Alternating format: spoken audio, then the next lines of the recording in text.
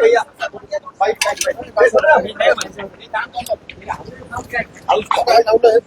काय तुमची चर्चा झाली? तुमची काय चर्चा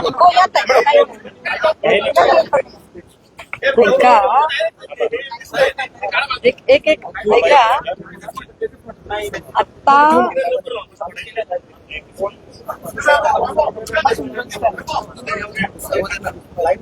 आम्ही आता पोलीस आयुक्त श्री कर्णिकजी यांना भेटलो, त्यांच्याशी बोललो.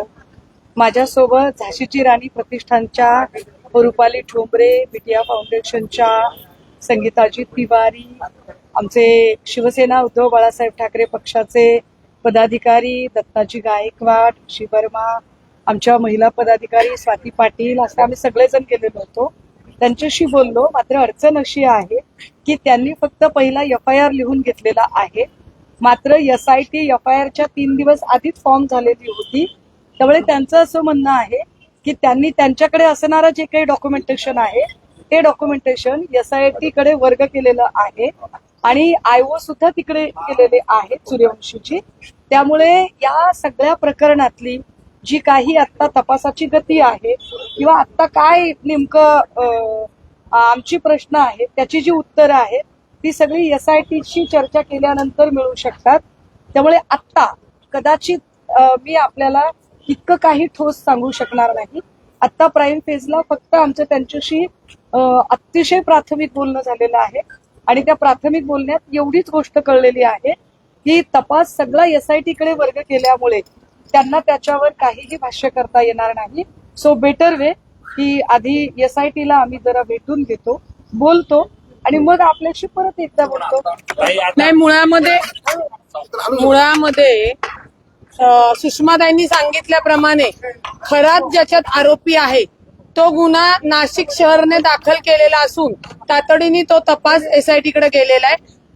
आम्ही मागणी केलेली आहे, म्हणजे झाशीची राणी प्रतिष्ठानच्या वतीने मी मागणी केलेली आहे की राज्य महिला आयोगाच्या अध्यक्षा यांना तात्काळ आपण अटक केली पाहिजे.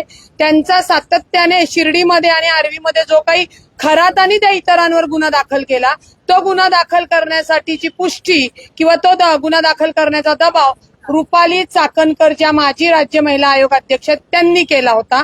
त्याच्यानंतर त्यांचा या शहर पोलिसांनी जो गुन्हा दाखल केलाय त्याच्यामध्ये सातत्याने आपल्याला दिसतंय की महिलांना तिथे पाठवणे म्हणजे एवढी भयानक गोष्ट आहे की राज्य महिला आयोगाकडे आलेल्या पीडिता जेव्हा त्यांचं समुपदेशन होतं त्यावेळेला ते समुपदेशन होत असताना तुम्ही तुमच्या पत्रिकेतले ग्रह चेक करून बघा, असे असे बाबा आहेत, असा करून ते प्रकरण वर्ग केलं जात होतं.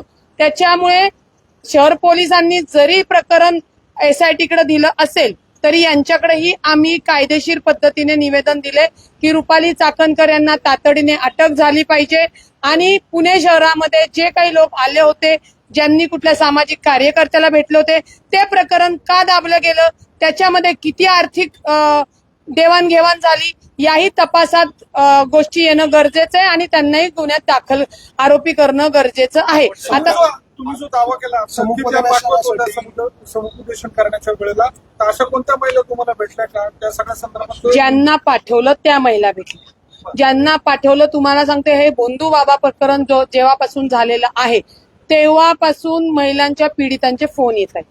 त्याच्यामुळे त्यांचं नाव डिस्क्लोज करणं, त्यांची ओळख न देणे या गोष्टी महत्वाच्या आहेत. म्हणजे हे रॅकेट जे काही महिला तिथे जात होत्या आणि काही एजंट त्यासाठी काम करत होते असा आरोप होते.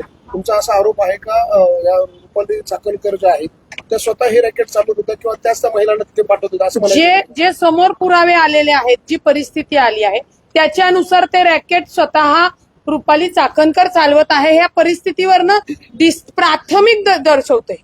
आता CP साहेबांना तो अधिकार नसल्यामुळे म्हणजे त्यांच्या कार्यक्षेत्राचा तो अधिकार त्यांना नसल्यामुळे ते त्याच्यात आम्हाला डिटेल माहिती देऊ शकत नाही. तेजस्विनी सातपुते देऊ शकतात. का रुपाली चाकणकर यांना तुम्ही अजूनपर्यंत चौकशी केली नाही? त्यांच्याकडं सगळे रोज एका महिलेचे व्हिडिओ बाहेर येत आहेत.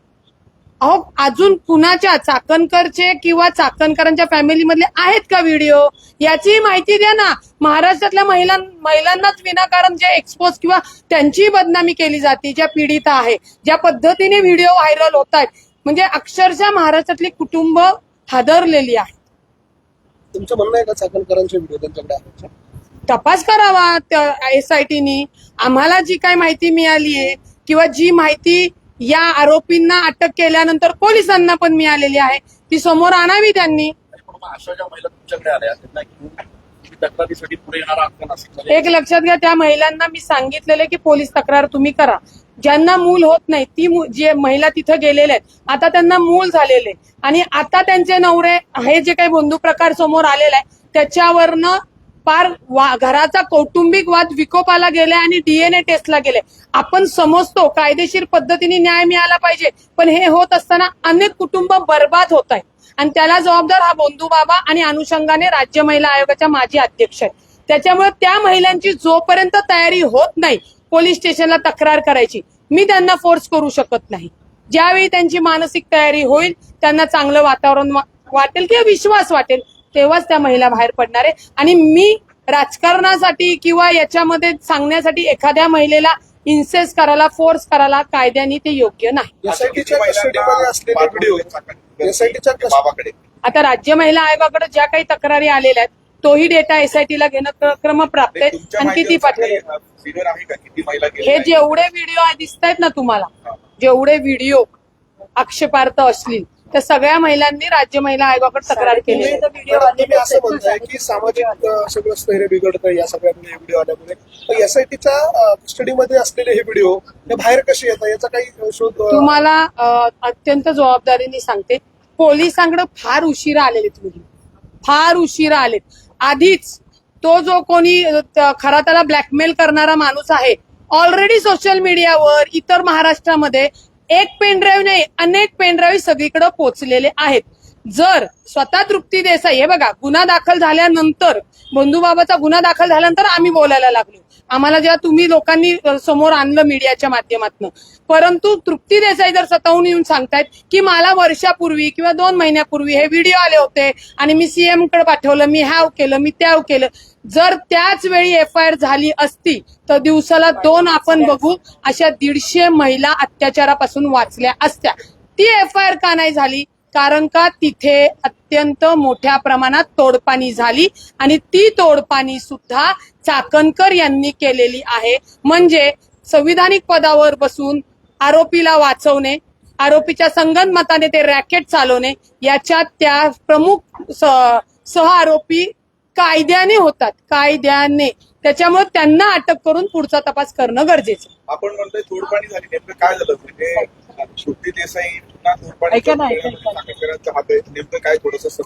हे जे प्रकरणात ज्या सामील आहेत रुपाली चाकणकर, त्यांनी ही तोडपाणी केली की खरातावर गुन्हा दाखल होऊ नये, ते प्रकरण उघडीस येऊ नये. ज्यांच्याकडे हे व्हिडिओ गेले त्यांच्यासोबत आर्थिक उलाढालाची तोडपाणी करण्यात आली. साधा सिंपल विषय, आणि तो किती कोट्यांमध्ये आहे ते एसआयटीनी त्याचा तपास करून आपल्या समोर ठेवावं.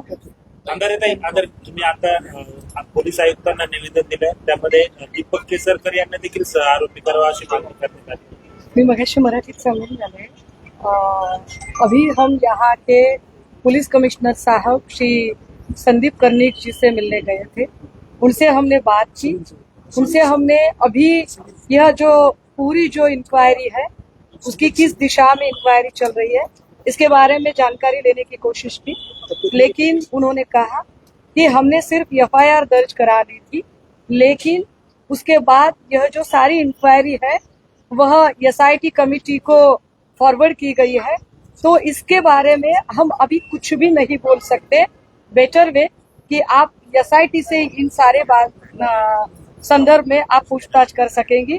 तो हम एसआईटी को पूछ रहे हैं.